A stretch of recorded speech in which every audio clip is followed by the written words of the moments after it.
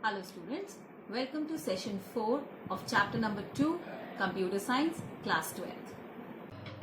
So students, in the last session we have started with dictionaries. Now we are going to continue with the same. Now we are going to study about the pretty printing of a dictionary. Pretty means beautiful. So that means what? Actually we want our dictionary to be printed in such a manner that it should be more readable to us. Okay, so let's suppose we have a dictionary employee over here with keys are as name, age and salary, and their values respectively are abhes 25 and 50,000. Now when I'm going to print this dictionary, at that time it will be printed like this. Okay, because it's a small dictionary, it contains a very less amount of values into it, so you are able to see it and you are able to understand it. But if your dictionary is bigger, if it contains more of the contents into it, it will become really difficult to understand which ones are the keys and which ones are the values. So for that, we want that our dictionary should be printed in such a manner that it is more readable to the users. Okay, so for pretty printing, first of all we are going to import a library JSON into our program. Okay, and with JSON we have to use a function that is dumps, JSON.dumps. Okay, this is the name of the dictionary employee, and we have used indent equals to 2. That means we want that everything that is going to be printed should be shifted 2 spaces forward. Okay, so after this, how our dictionary, the same dictionary is going to be printed. So these are the curly braces which tells that it's a dictionary. So 2 spaces forward, everything is printed like this: age 25, name Abhay, salary 50,000. So this is how now my dictionary will look like. This is how the output will be shown, which is actually more readable to us. Now with dictionaries also we have few built-in methods. Okay, so that can be used as we were using with lists and strings. Okay, so len, clear, del statement, keys, values, all these functions are already told to you previously. So these functions have the same kind of output as they were giving the outputs for lists and all. Keys and values I've already told you in the last session. Next we come to get function. So get function actually it works with like key function only. Like if I write dictionary and inside the square bracket I write the name of the key, it is going to give me the value for it. So same happens with get function as well. So like employee is the name of the dictionary, employee.get salary. So salary is the key, so it is going to give me the output of the value of the salary. Okay, output of the value that this key is holding. Okay, now if I am using a key which is actually not present in the dictionary, so at that time what will happen, it is going to give me a key error. Okay, but if I am writing some message with it, okay, I want that there should be no error should be generated, rather some message should be generated out of it if I am entering a key which is actually not present in the dictionary.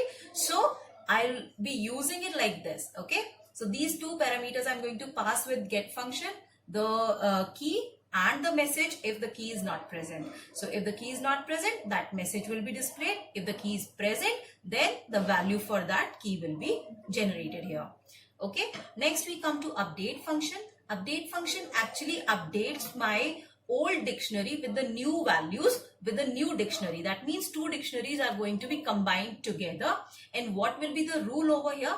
The rule says that if some key is already present in the previous dictionary, then what is going to happen, that the value of that key is going to be changed with the new value, with the new dictionary's value. Okay, and if a key is not present in the previous dictionary, that key is going to be added up.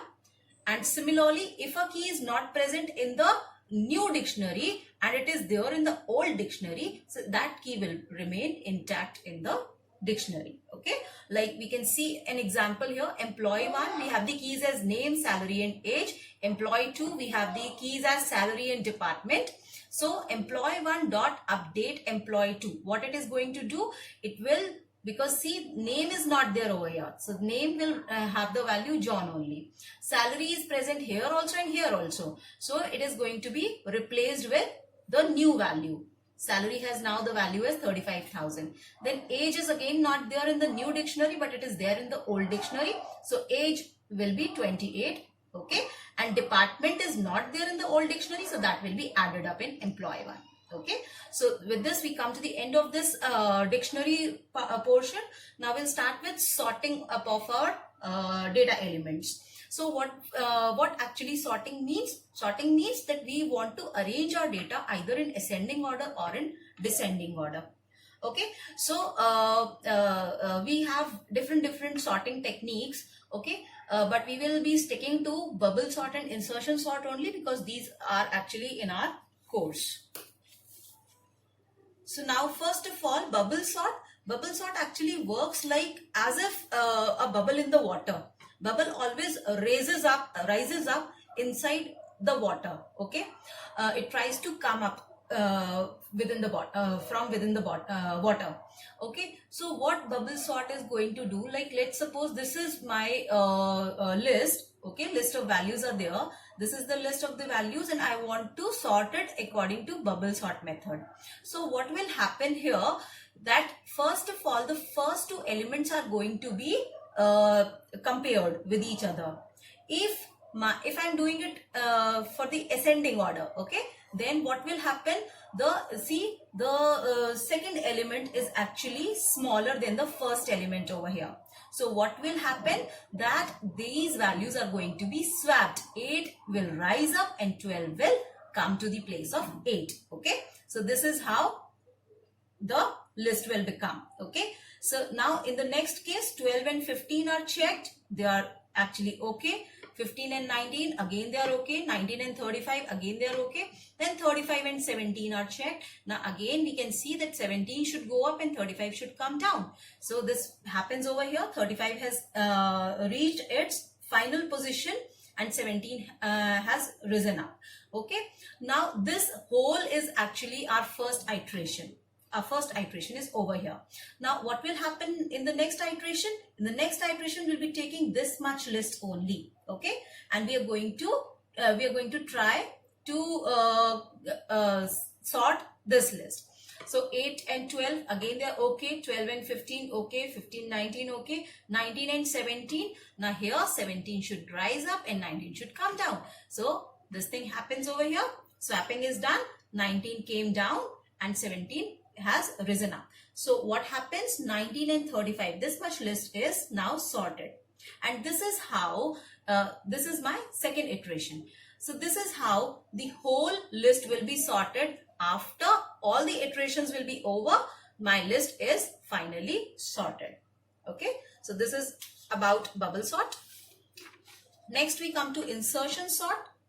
So what happens in insertion sort, actually we initially assume that, let's suppose this is my list. We initially assume that my first value of the list is already sorted.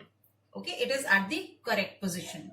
Okay, now after this I'll move to the next value, right? Next item. So I am looking over here, that 12 is actually smaller than 15.5 and so it is not at its correct place. So what I'm going to do is I'm going to store this 12 in some another variable.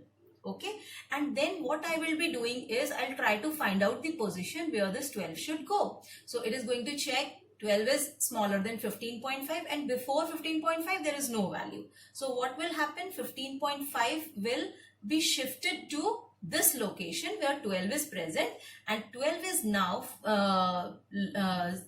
placed at the position where 15.5 was. Okay, now with this iteration, what happened, this list of two elements, this is now all right. Okay, this is now sorted.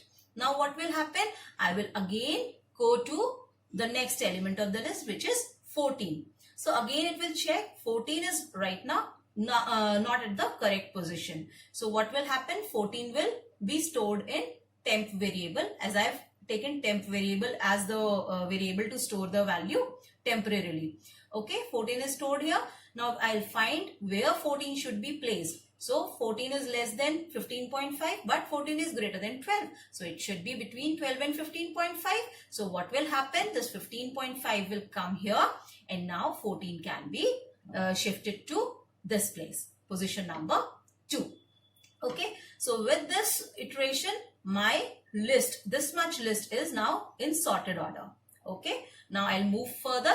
I've seen that the next number is 16. Now I'll check it out. 16 is greater than 15.5. So no change will be there in the list. And now this much of my list is in sorted order. Next I move to 11.5. I've seen that 11.5 is smaller than 16. So I'm going to again keep it in temp variable.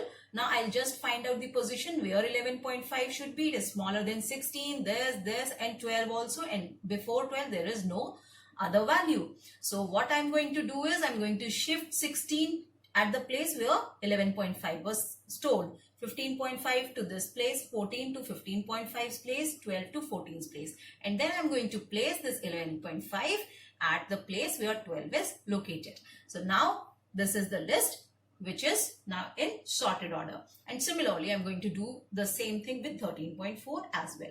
And finally, after all the iterations, this is the final output. This is the list which is now in sorted order.